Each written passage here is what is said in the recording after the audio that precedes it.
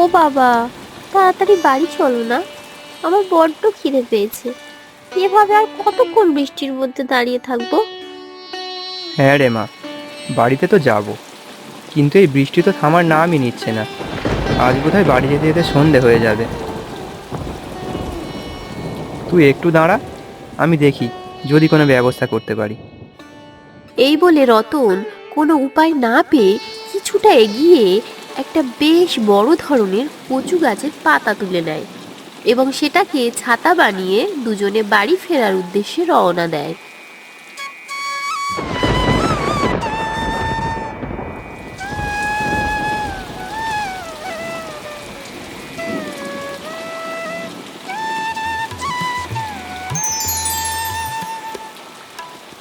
ও বাবা, ওই দেখো, কত সুন্দর একটা রঙিন ডিম পড়ে আছে। হ্যাঁ রে মা, এমন সুন্দর ডিম আমিও আগে কখনো দেখিনি। বুঝলি মা, নিশ্চয়ই এই বৃষ্টির মধ্যে কোনো হাঁস ভুল করে এই ডিমটা পেড়ে গেছে, না হলে এমনভাবে রাস্তার ধারে ডিম তো পড়ে থাকার কথা না।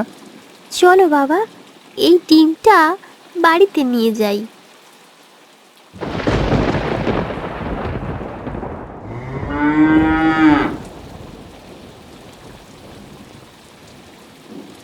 এ কি, এই তোমাদের আসার সময় হলো?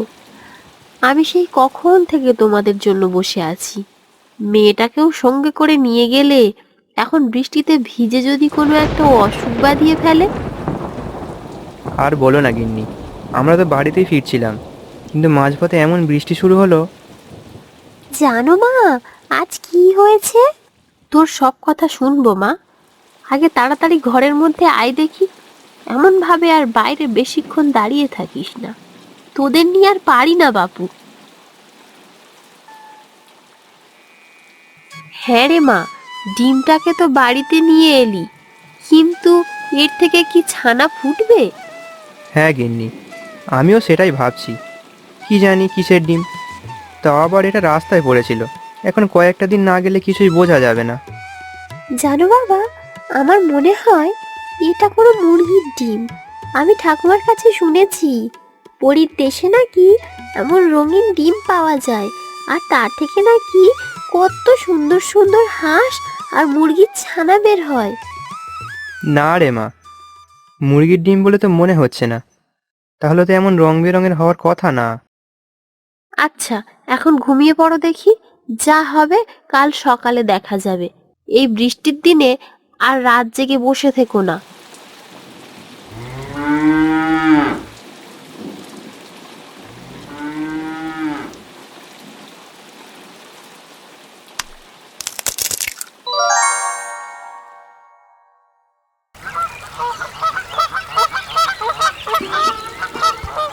ওমা, তাড়াতাড়ি দেখো, কত সুন্দর একটা হাঁসের ছানা। তাহলে এই ডিমটা একটা হাঁসের ছিল গো মা। হ্যাঁ রে মা, তাই তো দেখছি, কিন্তু এটাকে বাড়িতে রাখতে গেলে তো অনেক সমস্যায় পড়তে হবে। কি যে করি। কি বলছো তুমি? কিসের সমস্যা? বাবা, ওকে কিন্তু আমি পুষবো, তোমরা কিন্তু না করতে পারবে না। দেখো মেয়ের কাণ্ড, তোকে নিয়ে যে কি করি। আচ্ছা মা, তুই যা বলছিস তাই হবে, ও এখন থেকে আমাদের সাথেই থাকবে।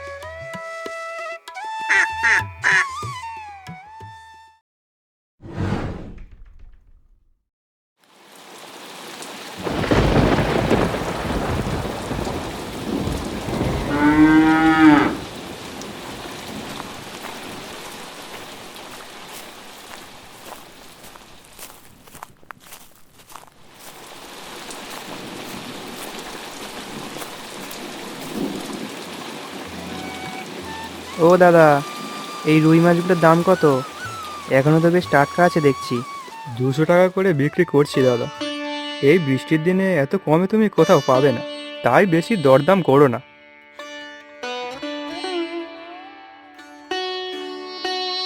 বলি পয়সা নেই যখন, তো মাছ কিনতে এসেছো কেন?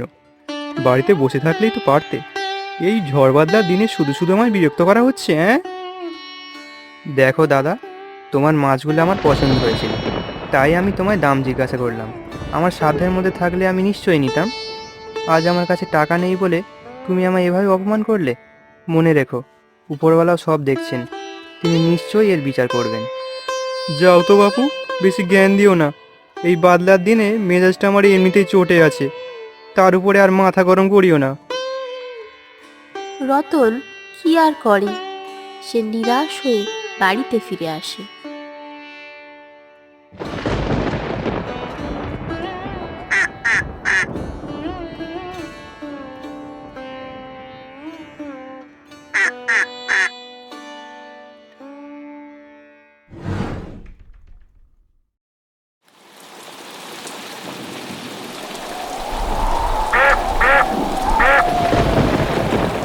এই প্রচন্ড বৃষ্টিতে মিলি দেখে হাঁসটি ঠান্ডায় ঠক ঠক করে কাঁপছে।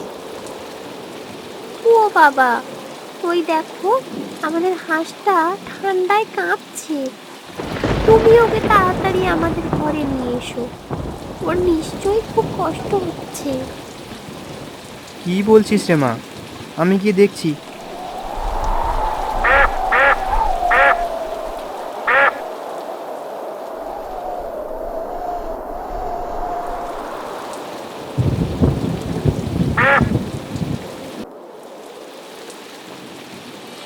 তোর খুব কষ্ট হচ্ছে না রে? তুই চিন্তা করিস না, একটু পরেই তুই ভালো হয়ে যাবি।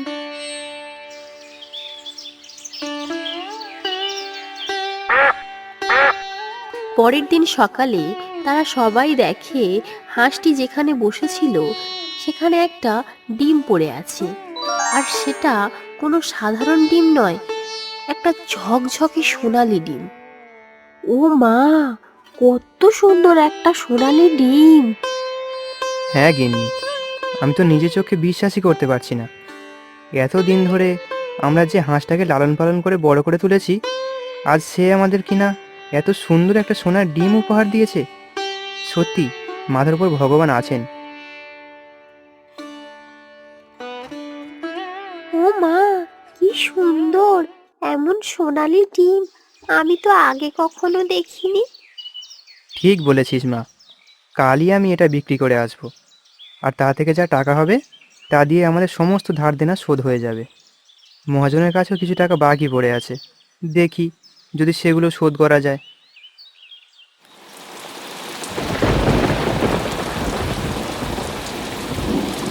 রতন পরের দিন সোনার ডিম বিক্রি করে টাকা নিয়ে বাড়ি ফিরছিল। এমন সময় তার সেই মাছ বিক্রেতার সাথে দেখা হয়।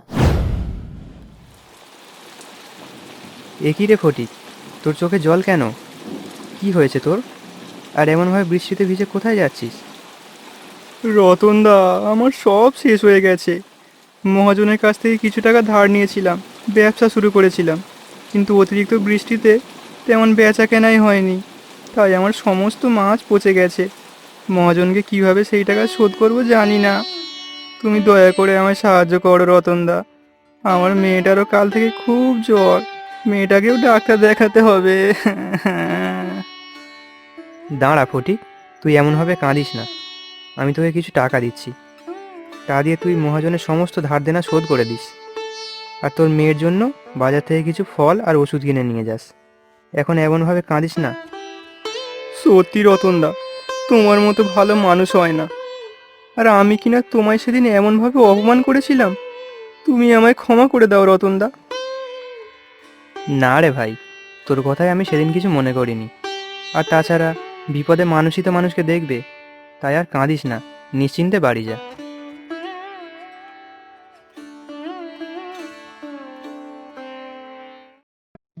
হ্যালো বন্ধুরা, কেমন লাগলো আমাদের আজকের গল্পটি? ভালো লাগলে এখনই একটি লাইক করো এবং নিজের নামটি কমেন্টে লিখে পাঠাও।